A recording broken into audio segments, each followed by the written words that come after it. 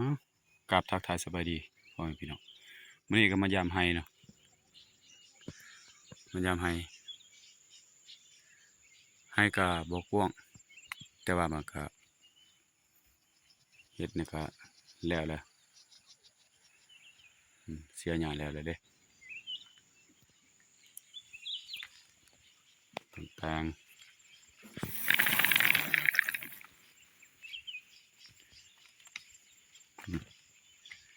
ความทุกข์อันนี้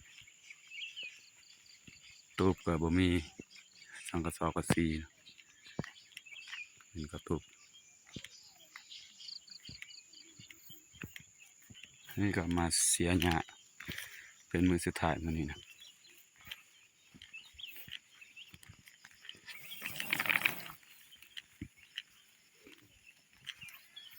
ต้นกล้วย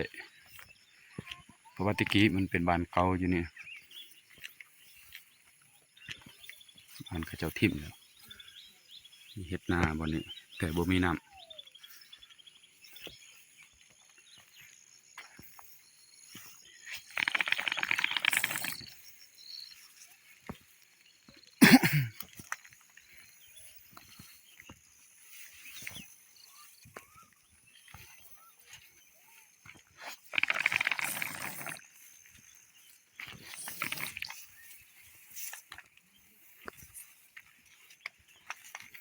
หญ้าหกนี่เสียไปแล้ว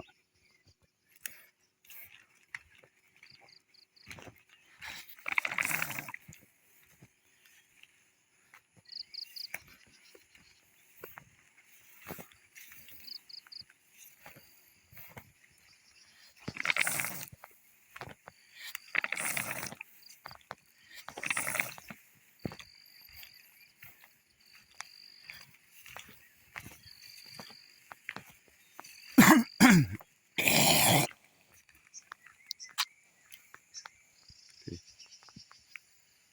ประมาณนี้แหละพี่น้องเอ้ยข้าวก็บ่งามสิได้กินอะไร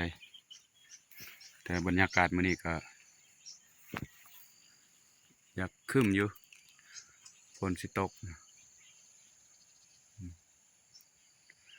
เบื้องหันตกแล้วเด้